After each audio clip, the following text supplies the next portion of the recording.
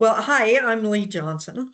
It's nice to see you both this evening, and we're it's going to be casual. I have lots of ideas and things to say, but I'm certainly happy to, respond to stuff that you might want to know about, or things that I'm assuming you know, or I'm saying stuff that you've not heard. Just interrupt and please, let me know what questions you have. And if you think of things after we're finished, feel free to send them to me. And you can, if you don't want to say it out loud, you can type it in while we're talking. So think of it as a relaxed session. And thank you for joining. It'll be the next 3 weeks after this that we'll be gathering at the same time. Ian, you got something? And now you're muted.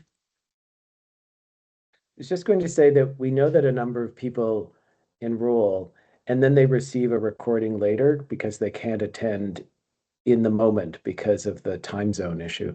So I'm just letting people know that these are recorded and other people may be watching them as well later. Right. Yeah, and we don't really know how many people are getting in on at that stage, but yes, it's available. And if you know people that are interested, they should be able to access it. It's helpful if you know people that definitely want to be in, but they can't get in at the certain time that we're on. Have them go ahead and sign up, even if they can't attend. Then they'll get messages and they'll get information as it comes across. So sometimes things evolve as we're talking. So they'll be most up to date if they actually sign up. So anyway, welcome. Nice to see you this evening. Let me start by acknowledging that where I work, the land of the national offices of the church, for thousands of years, it's been the traditional land of many other peoples. Huron-Wendat, the Seneca, the Mississaugas of the Credit, to name a few. And today, this land is home to many other indigenous people across Turtle Island. And I articulate again, along with the church's commitment to healing, truth, and reconciliation for all peoples. So I have to warn you that this evening we're talking about my favorite topic, which is Paul. And hi, Kathy, welcome. And it may not be that visible right now, but behind me there's this portrait on the wall of Paul. And it's the cover of the booklet. If you haven't seen it yet, the booklet's here. And this was a surprise gift. My husband and I knew this artist, and my husband asked him to paint a portrait of Paul for me for a gift. So I didn't know it was happening. I didn't know this was, a scheme that they'd cooked up. And so this guy named Mike, our artist friend, he, is always one of these people that likes to probe with questions and ask you things about. And so he said, why do you like Paul? Why are you studying Paul? That kind of question. So I said something to the effect of, with Paul, you get the incredible beauty, but you also get the grit.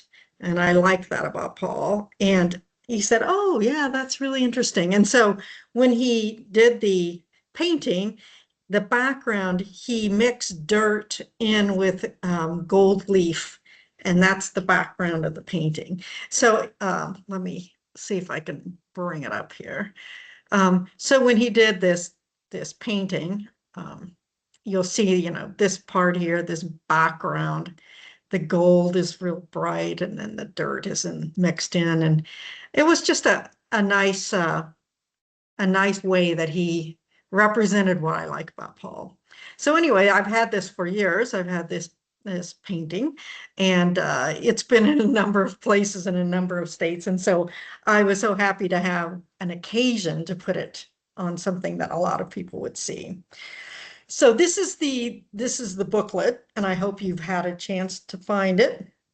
But if not, check for it on the website. It's not hard to find. And in there's for the 4 weeks, there is information some assignment for the reading of the booklet. It's all there. Questions that you might pursue with people. And the booklet is the book that we're reading as we go to study Paul is this one. I hope you found this. And so for the first 2 weeks, I've just assigned for you to read the first bits of this book. And for the last 2 weeks, we're going to talk about Paul's letters to first the Galatians and then the letter to the Romans. And so the gist of the study is trying to figure out Paul's place in the world of Judaism, and how Paul thought about the law and thought about people who follow Jesus and thought about the Jewish tradition in light of his experience on the road to Damascus. And there's a lot of confusion about this, I think. There's not a complete consensus amongst people who study Paul for a living about this.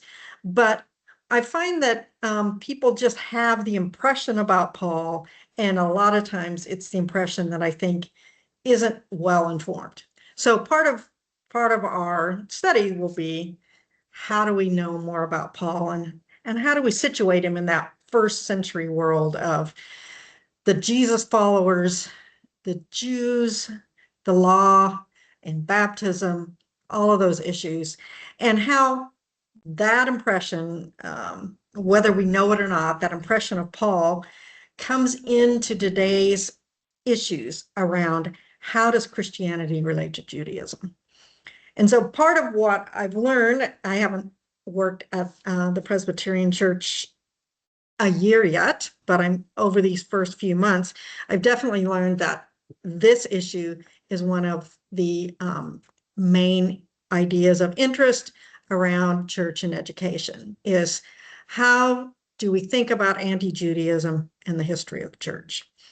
So that's going to be part of the background for this study.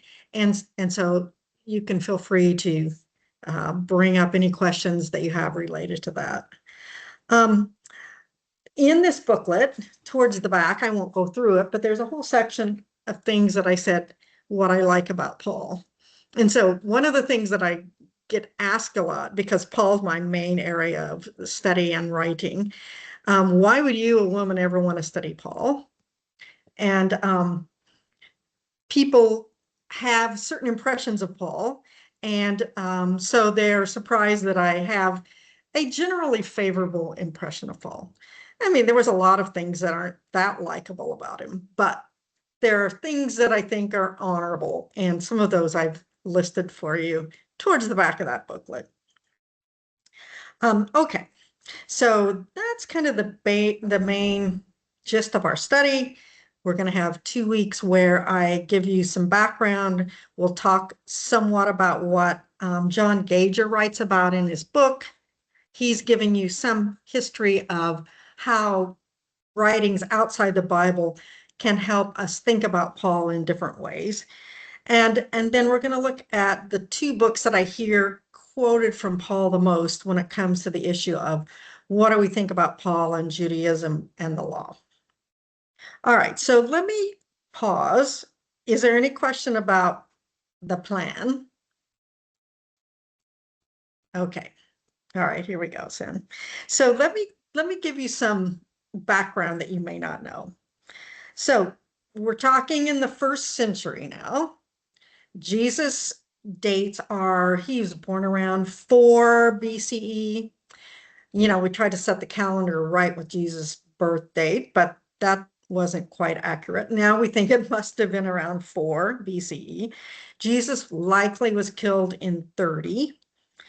And Paul is probably close to the same age. But as far as we know, Paul had never met Jesus when Jesus taught and had his ministry. So Paul was at first was negative towards Jesus followers, was trying to eradicate what he thought was heretical aspect of Judaism. And so Paul was initially an enemy that then became a proponent. So Judaism in Jesus era. Well, as you know, the Romans were in charge of things. Um, the Romans and the Jews had a long but kind of fraught relationship. So um, the Jews had the advantage.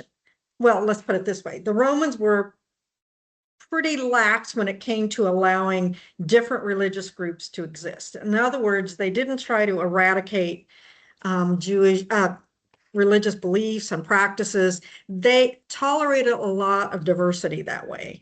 And it was one of the ways that they were successful in bringing so many people to heal under the imperial rule.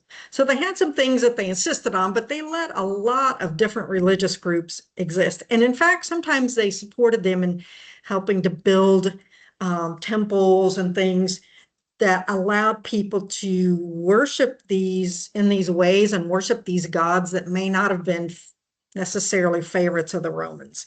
But Judaism was one of these religions that was recognized, that was tolerated for the most part.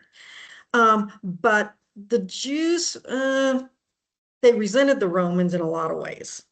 What the Jews wanted was to be, their own ruling body. They didn't want to be under the thumb of someone else.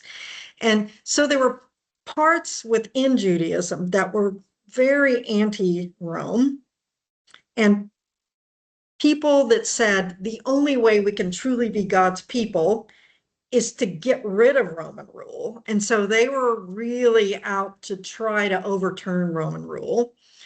And then there were people that were rather favorable. They said things like, well, the Romans have done good things, and living under their, protection is probably helpful for us. So there was a whole range of thought, but there were lots of times, depending upon who was the local Roman leader. So you had the emperor, but then there were lots of regional and local rulers that were involved. And some of those people were pretty harsh towards the Jews, and some of them were rather favorable. So it sort of depended upon who was locally in charge of these different places where Jews existed. And the Jews, as far as we know archaeologically, they were everywhere. That every urban area of any size had, we find, a section that seems to be where the Jews gathered, lived, did their religious, gatherings, practices, and studies. And so they were well known. And so in that way, they were recognized.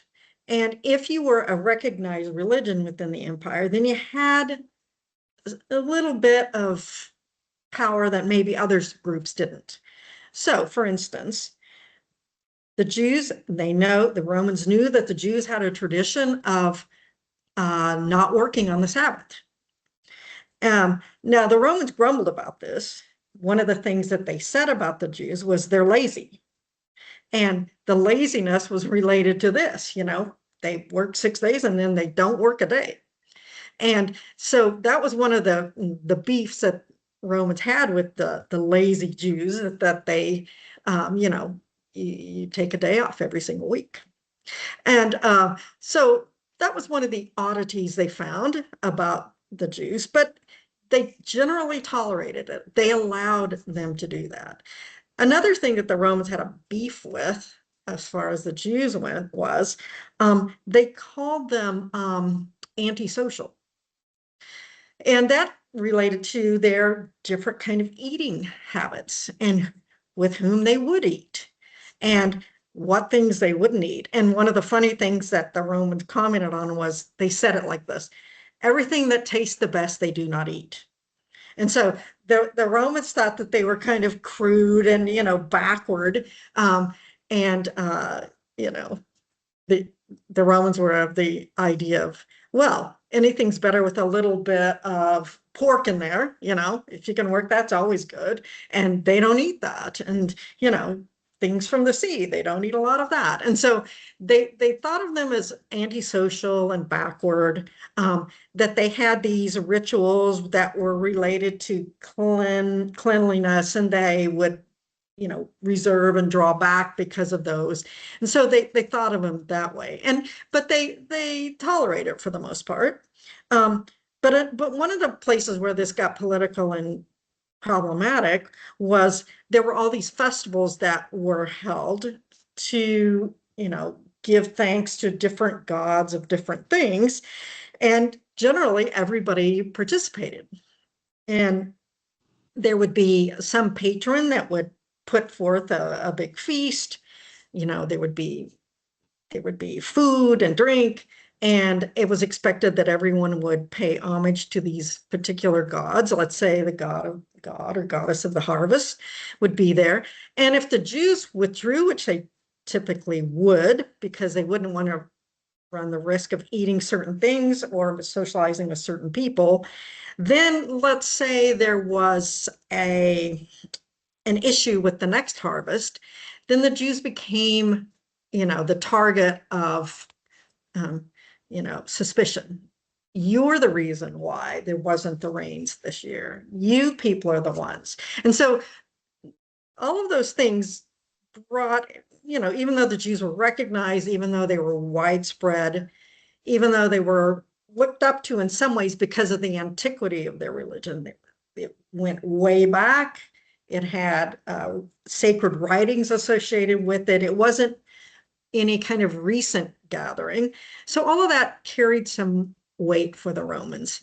But there were also lots of negative feelings. And it just depended on the time and the major players involved, just how dramatic these dust-ups became. So, I mean, that's the kind of the scenario in which Jesus is coming onto the scene. And so, especially those Jews that were antagonistic towards Rome, that felt like they needed to shake off Roman rule in order for them to be truly God's people, they were looking for an anointed one that God would rise up in their midst. So the word for anointed one is Messiah. And so you see this when you read like some of the interchanges with Jesus, people seemingly asking, are you the Messiah? Are you the one we've waited for? Are you the one that we've been hoping for? And the hope was that the anointed one would bring the power and the authority back to the hands of the Jews, that it would be like the good old days of David when the Jewish kingdom stood on its own and what had the most power and authority, that the anointed one was coming. God was going to raise up a new leader who would then return the Jews to the autonomy that they wanted. And so you see that kind of thought around Jesus, and you see that people had that expectation and that they were asking him about it. And Paul seems to be one of these people, but Paul did not agree that Jesus was this anointed one. And part of the problem with the anointed one theory was once Jesus was killed by Rome, then that notion of he is going to take the throne and be, the ruling leader that we've all hoped for, then those hopes are dashed. And Paul thought that people that were clinging to the notion that even a crucified Jesus could still be the Messiah, that was folly. Paul rejected that. And it's part of what he had to, in a sense, atone for. Paul had to atone for the lengths he went to try to eradicate that aspect of Judaism. So in the era of Jesus, during Jesus' time, when he was in his youth and growing up, this was the era of Herod ruling over Judea. And Herod had a huge building plan to create a massive temple. There had been a temple in Jerusalem that had been destroyed and then had been, partially rebuilt, but Herod had a magnificent and huge plan for a large temple. And it took years, it took decades. And it was just getting finished in Jesus' day. And so it only was complete for, I don't know, 20 years maybe. It's hard to know exactly when it was finished. But in 70, which would have been, a few decades after Jesus' death, the temple was destroyed. And it happened under siege by the Romans. There had been another Jewish riot and uprising, and the Romans were fed up with the Jews and decided this time they would really make them pay for, their insurrectionist moves. And so they laid siege to the temple, which is like surrounding a whole city. And for several years, the Romans were there, and then eventually they destroyed it entirely. And from that moment, the face of Judaism changed. The temple was the center focus of Jewish life. The sacrifices were there. The people who debated and created the laws for the people, it happened there. And once that temple was really destroyed by Rome in around 70, then it really never, the centrality of the temple never came back. That's when the local areas of synagogues and rabbis became more the focus of Jewish life. There were local gatherings, there were local leadership, but it wasn't until after 70 when the temple was destroyed that really began to define Judaism. And that era is called Rabbinic Judaism, and that really developed after 70. And that was a real tragic moment in the history of Judaism.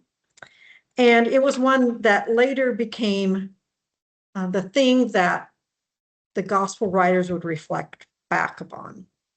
So the timeline is Jesus dies around 30. It looks like Paul comes on the scene. Paul has his Damascus Road moment where he has a vision of the risen Christ. This is how he describes it. And at that point, it's probably about 34 or 35. So a few years after Jesus' death, Paul changes his perspective entirely. And you'll notice I'm not using the word converts, and we'll get into that a little bit later. But Paul has a new perspective on who Jesus was.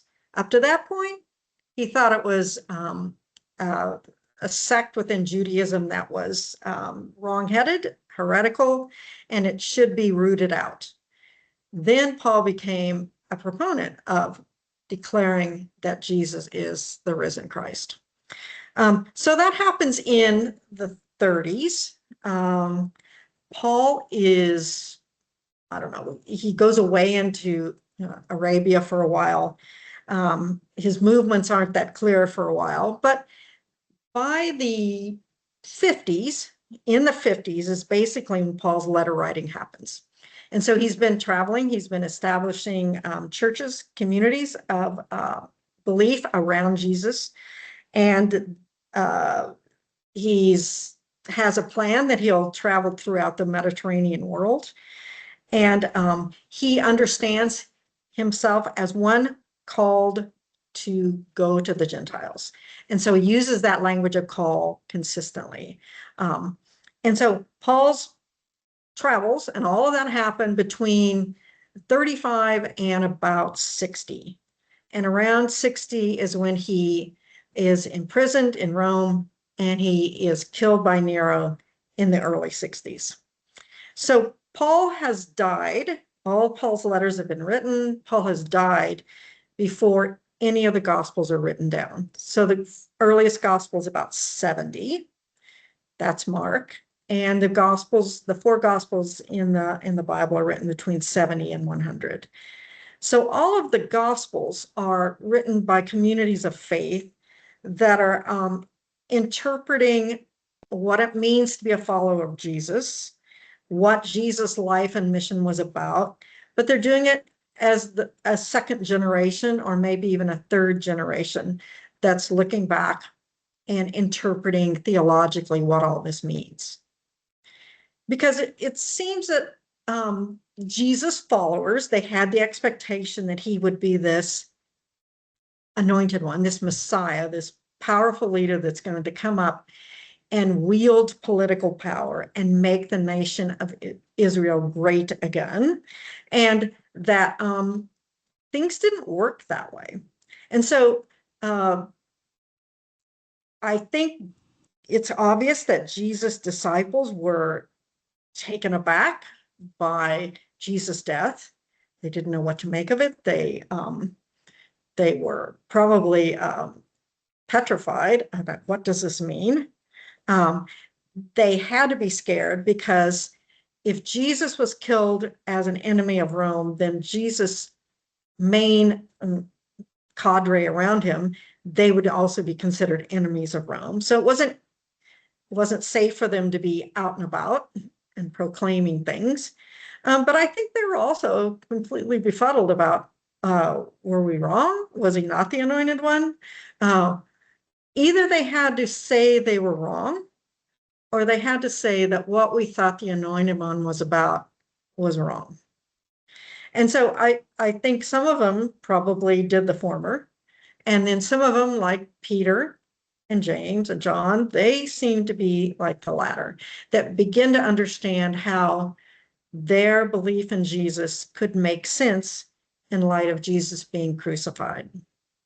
So that's the world in which Paul appears and begins to preach. And so it's, it's a complicated mess of messianic hope, of excitement around Jesus, and then the feelings of despair when Jesus was killed, and then trying to sort through what all this means. And so that destruction of the temple is this pivotal moment in which people start to think, oh, the Jewish temple was destroyed because the Jews, certain Jews, Jewish leadership in particular, did not accept that Jesus was this anointed one, that the Jewish leadership failed, and they even contributed to Jesus' death. And because of that, God used the Romans to destroy this temple, used it to show God's anger against these people. And now there are a new set of people that are God's true people. So some people that really had that really wanted to blame the Jews for failing to recognize who Jesus was, that's certainly part of the early decades, and especially when the Gospels are written, when these Gospel writers are trying to interpret what all of this means. And so the temple destruction and the fact that it didn't come back, that it changed the face of Judaism.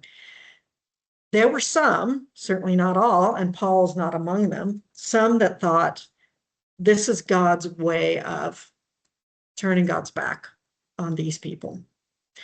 And that notion of God rejecting the Jews is part of what was promoted by some of the early proponents of Jesus' followers. Was a real antipathy towards Judaism, even though they came right out of Judaism. The fact that Gentiles were being brought into the group also contributed to this aspect of antipathy towards Judaism, looking down on Jews. And Paul's writings get caught up in this whole mess of who are we as people of God? And Paul's writings get used today to still say those sorts of things about the Jews are the ones that caused the problem. The Jews are the ones that killed God's son, and that kind of very damaging language, was started pretty early by people that imagined that God had a different chosen people now. But there's lots of problems with that theory, and this is part of what we're reading as far as what Gager talks about, is, who had these feelings? Did Paul think this way? Why was Paul drawn into this whole, scuffle between followers of Jesus and the Jews? And so Gager asks you to look at other writings outside the Bible, and how was Paul seen? All right, so that's a long introduction. Let me pause and see if you have anything you want to ask, anything that wasn't clear.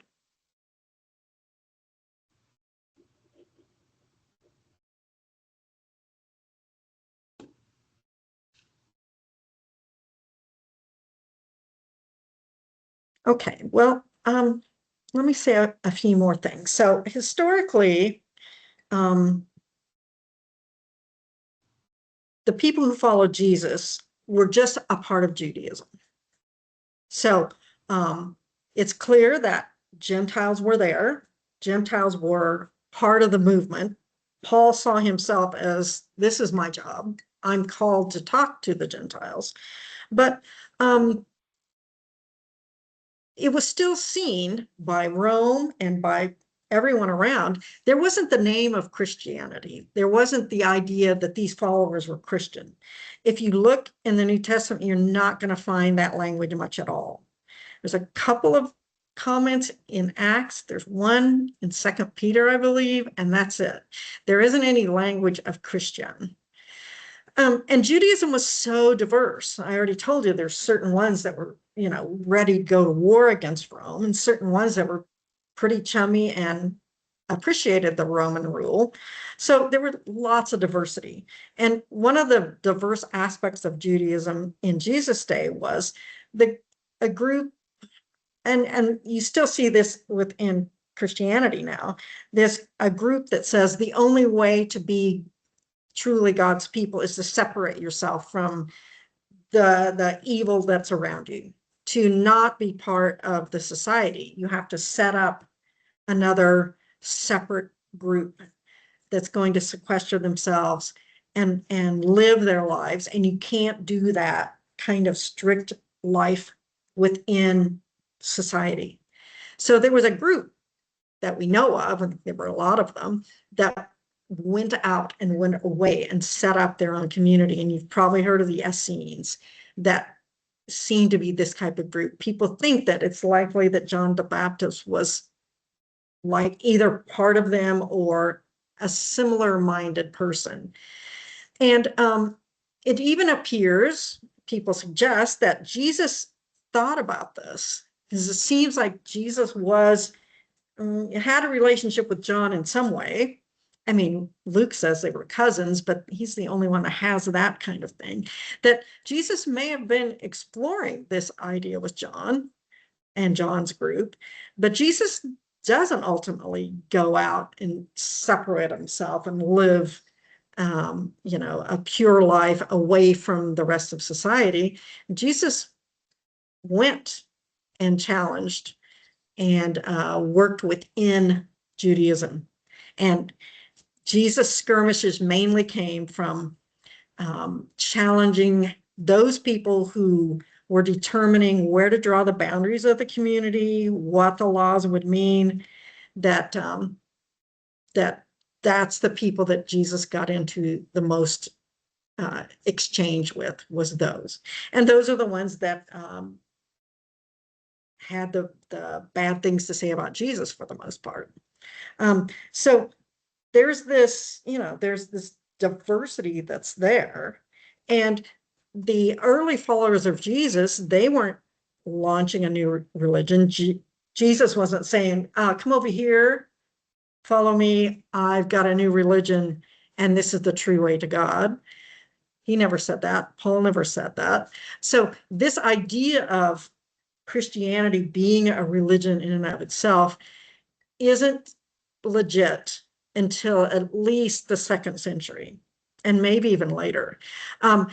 It kind of depended on, it looks like regionally, in some places, the people who were Jesus followers and the Jews that didn't really think of Jesus as the Messiah, that those groups coexisted. They managed to get along, even though they had different beliefs about this. And then in some places, it seemed to have boiled up, and things started to fall apart at different times. So there wasn't really a particular date and time, which is, okay, now here's where Christianity pops up. And even if people were calling him, and the word we have is Christianos, even if they were calling them that, that doesn't mean that they were a new religion. It just means, like, they might say, this Jew is an Essene, this Jew is, this other kind of Jew. That language probably just referred to, okay, just like even today, okay, so this is this kind of Judaism. This is Orthodox Judaism. So it was that way for quite a while. And so depending on the area, this split that is inevitable is slow developing. And there's no particular moment at which it just all happened. And so if it wasn't any advantage to Paul's churches to be independent. And in fact, if Paul would have, been someone who's thought of striking up a new religion, nobody would have cared. There was so much diversity of religion in the Roman world. Nobody would have thought, oh, well, we can't have this. Fine, go on. I mean, the problem was that Paul and Jesus are talking about how Judaism should look a bit different, how Judaism should recognize these people, how these people ought to be included. And there's where you get into the conflicts. Not because someone's launching a new set of beliefs. It's someone's trying to challenge the way these beliefs are here. And Paul's big challenge was Gentiles are now part of this. And, Jesus' big challenge was these people who are marginalized, they're okay, they're in. And you think about all of Jesus' interactions with people, people who are considered unclean, people who had, sexual past, people who had physical maladies, people who were thought of as demon possessed, people who were, on the outside, women in particular, who had didn't have a husband or had too many husbands. I mean, those were the people that Jesus encouraged and challenged the leadership to think of as part of God's people.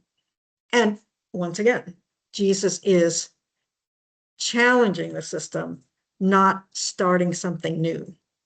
And so we have to think of them in that context. Usually people get into big trouble when they're taking on the traditional way of thought and work. And that's what happened with both of these guys. But having said that, they both were killed at the hands of Rome. So even though in the passion stories within the Gospels, the Jews look pretty bad, they're made to look like they're to blame. They had no authority to kill people. And Rome would be the one to decide this. And Jesus didn't just get killed, and Paul didn't just get killed. I mean, they were humiliated, and they were made to suffer, and they were tortured. And that was what Rome did to their biggest enemies. Because Rome tolerated a lot of diversity, but Rome was very quick to stamp out anything that smelled like someone's trying to overthrow us. So people The Roman rule always had their ear to the ground for that. And so you can do all these different things, all this religious diversity can exist, but you've got to be loyal to Rome. And so Jesus and Paul both end up being killed at the hands of Rome and being killed as enemies of Rome. So it wasn't to anyone's advantage that are followers of Jesus to strike out on their own and be out from under the umbrella of Judaism. Because, like I said, even though the Jews and the Romans had their skirmishes, Jews were recognized religion. Jews had some rights, and Jews had some status. The followers of Jesus, they didn't have any of that on their own. They didn't want it. They weren't seeking that. So it was not to their advantage to be independent. Because the things that the Romans valued about religious groups was the antiquity, like I said, how long has this been around? Does it have sacred writings and traditions that go way back? Does it have a lineage and leadership and history that we can track? Is it widespread? Is it well known? And Judaism had all of that, but the followers of Jesus on their own had none of that. There were no, you can just imagine somebody being dragged in before, and this happened, that someone could report someone as being a follower of Jesus, which became illegal at some point in Roman history. And so a neighbor might say, I saw this person, you need to interrogate them, to bring them in and ask them these questions,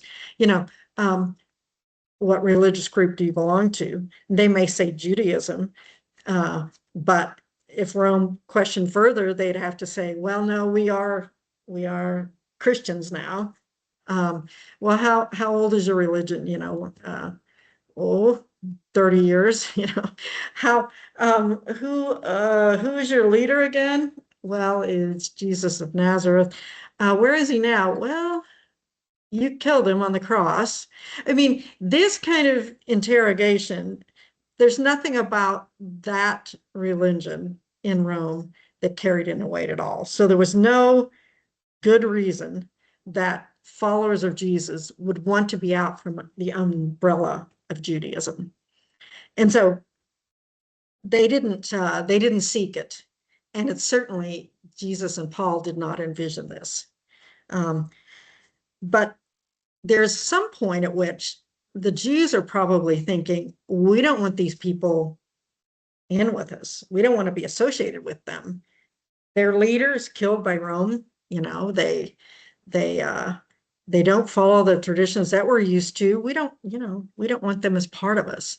So that breakup that eventually happened, it was more one-sided than not.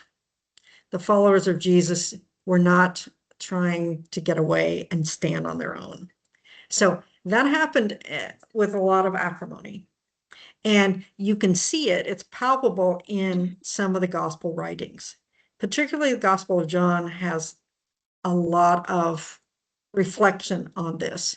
And the tension between the Jews who will not recognize who Jesus is.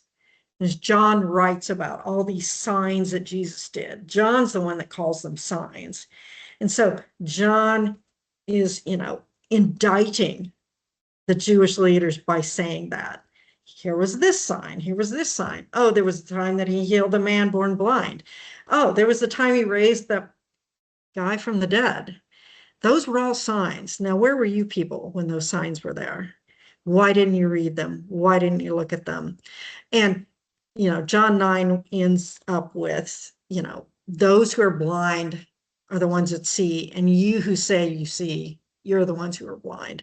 So that tension, that desperation that you see in the gospel stories about the Jews who will not recognize Jesus, that's clearly a big issue for the writers. And the way that they look at the world is their frustration is right there with the Jewish people who will not recognize who this Jesus of Nazareth is.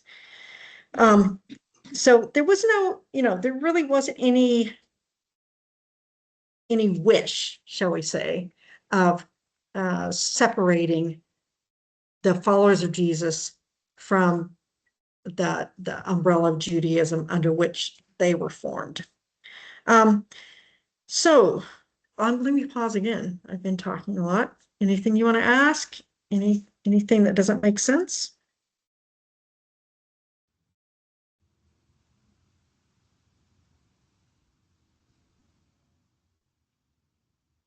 Okay, so I think one of the things that happens when we study Paul is that we tend to think that he was this monumental figure. And he is for our church today. I mean, almost half of the writings in the New Testament are related to him in some way or other. So Paul is a huge figure, and he seems like he's authoritative and powerful. And I think it's just because we're so used to, someone standing up and say Paul's letter to the Galatians, and that Paul carries this weight. But you have to recognize in his day, he wasn't that way.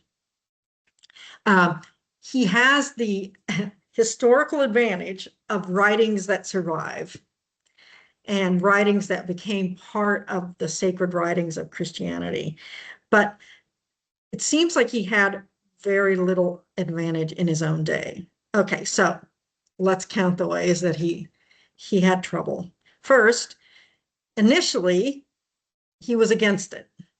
He was, seemingly a rather aggressive individual trying to eradicate these followers of Jesus, and he might have been fairly vicious about the way that he carried that out. Second, he didn't seemingly have any interaction with Jesus while Jesus was alive. So most of Jesus' leaders that rise up after Jesus has died are people who were with him, maybe members of his family, people who heard him speak, some of his disciples, followers, people who were there when it happened. And Paul was never in the room where it happened.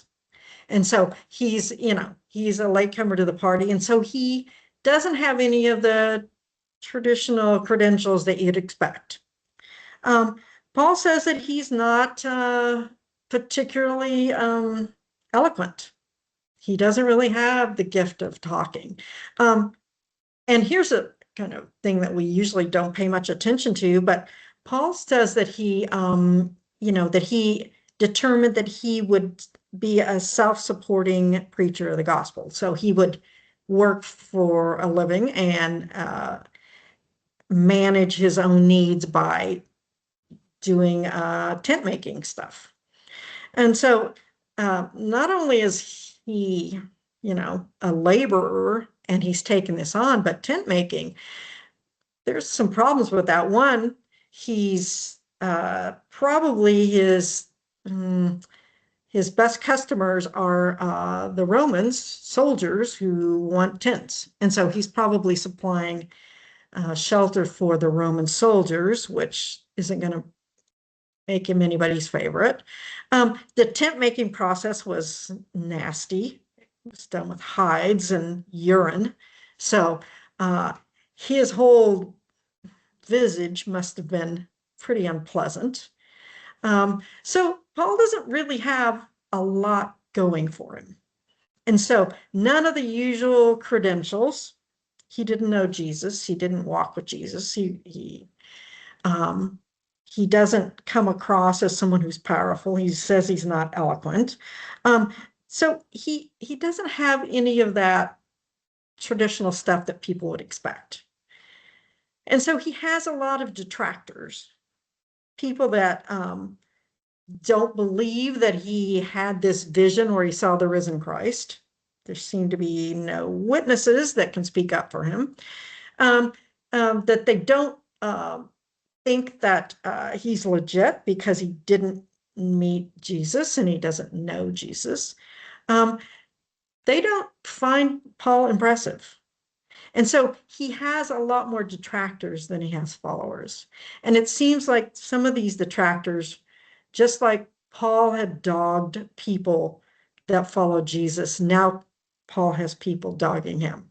And when he writes his letters to his churches that he formed, he almost always puts in some warning about you're going to hear from some other people that tell you other things. And so we tend to think of him as like a rousing success, but I think Paul had a lot of failure. And one of the things that I'll bring up in this regard is Paul talks about having this showdown, I guess we call it, with Peter in Antioch. Let me see if I can bring the passage up for you.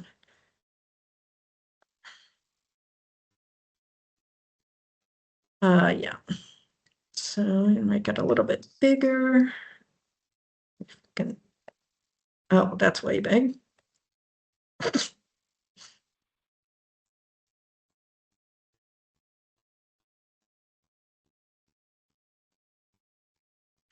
Okay, so Paul's letter to the Galatians. He talks about, let's see, this little part in chapter 2. Cephas, so Paul refuses to call, I think this is funny. This is one of the things that's not so great about Paul. He seems petty sometimes. So Peter gets this name, and this is one of those moments where at least within the Gospels, it's described as when Peter makes this statement that Jesus is the Christ, the Messiah, that that's when Peter gets this new name. So he was Cephas, and now he's Peter, and Peter means rock, and so it's a very, it's a good nickname. It's a good new name to have, but Paul won't call him rock. Paul calls him Cephas, and so he says, when Cephas came to Antioch, I opposed him to his face. And so here's the scenario. So Antioch is one of the churches where Paul was, and Paul probably founded that church, or at least was early on in that church. And it looks like that Peter had arrived and Paul, and they'd kind of recognized, both of them, that Paul was the apostle called for the Gentiles. Peter was the apostle called to go to, as Paul calls it, the circumcised.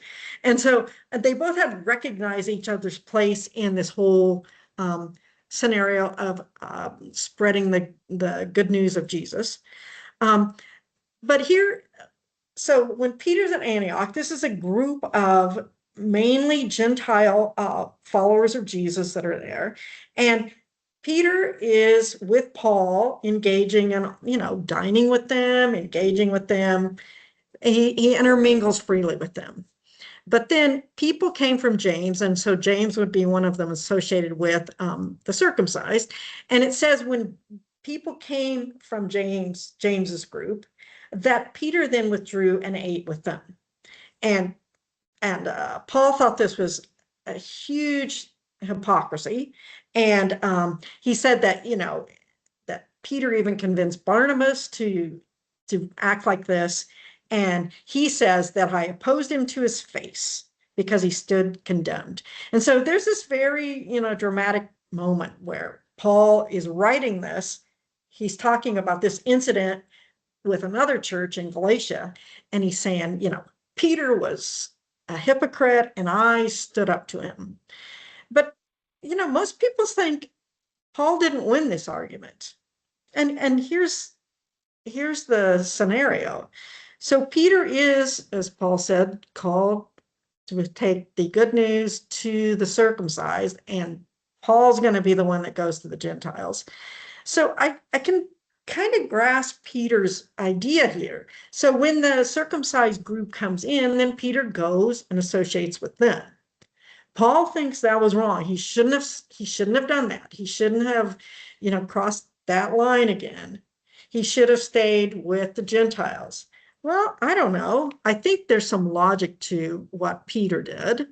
And so scholars think that Paul probably lost this argument, although he makes it sound like it's a very dramatic moment where he triumphed. But we don't hear anything else about this. Paul doesn't say, and that was the moment at which, that people believe me. No, he never really talks about it again. He uses it as an example of what he thinks is right. But I think a lot of people agreed with Peter over Paul. And this was just one of these moments that it's obvious that Paul doesn't have all the authority that we're used to giving him. Yeah, so now I think I've talked almost the whole time. Let me pause. Anything that you want to bring up before our time is up?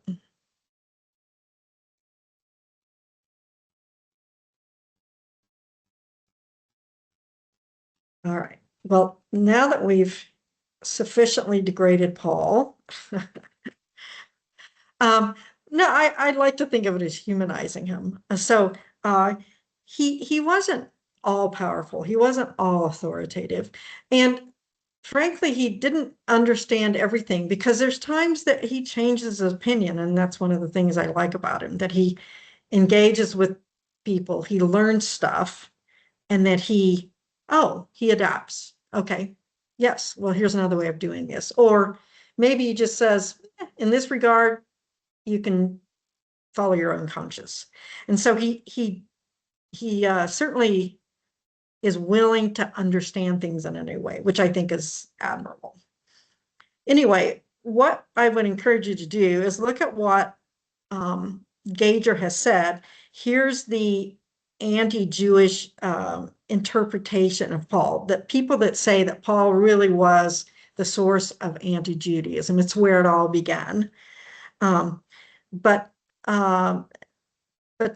Gager says there's another way of thinking about this, that that not understanding Paul in his context, and that's why I've talked for a long time tonight about the context, not reading those letters, those, one half of a conversation that already began before we jump into the middle of it, that not trying to grasp what is the context allows for all this misunderstanding of who Paul is. So you'll notice we haven't called Paul a convert. We haven't talked about Paul as being a Christian, and we haven't called Paul's groups Christian. And I think that's consistent. We will try to stick with that exercise, because it's all inaccurate if we do. And part of what we'll take up with next time is, okay, so how do we think about it? And how do we understand Paul if he's not all these things that we've kind of grown up thinking that he was? Okay, I think that's a great place to end. Thank you so much for coming. Tell your friends. We will we'll take it up again next week on Wednesday. Happy reading. Thanks so much. Yeah, thank you for. I always find Paul very, very difficult to read. You're reading the Bible and you hit Paul and I go, oh no. I've had a number of people go, I will never teach Romans ever. No, I just have to tell you, during the pandemic, I read N.T. Wright's book on Paul. Oh, it's just that thick. Oh yeah. And I thought, wow, I plowed through it and I went, well, the only good thing here was he put all the books in chronological order. No, but I actually found it really, really helpful. Yeah. But I thought, wow, I still don't understand this. Oh, well, you're in fine company. And I want you to understand that what we're doing here isn't the final word on all this. But hopefully, well, I grew up probably in ways that you all did too, having like, where did I get this idea? Why do I think this way? Just an impression of things, not really based upon any real study of the matter. But Paul is so difficult, and I think it is because you're jumping into these conversations where he's had this, all these people that he's writing to, except for the Romans, he's spent months and months with them. So they have this long history. And so it'd be like picking up a a piece of paper, a letter between people that you didn't know, and trying to figure out what they both thought about things. Well, it's So, all one side. It's all one-sided. That's the of problem. course, Yeah. yeah, that's right. Okay, well, have a good week. Thanks so Yeah. much. Thank you. Yes. Thank you so much. Yeah, Kathy,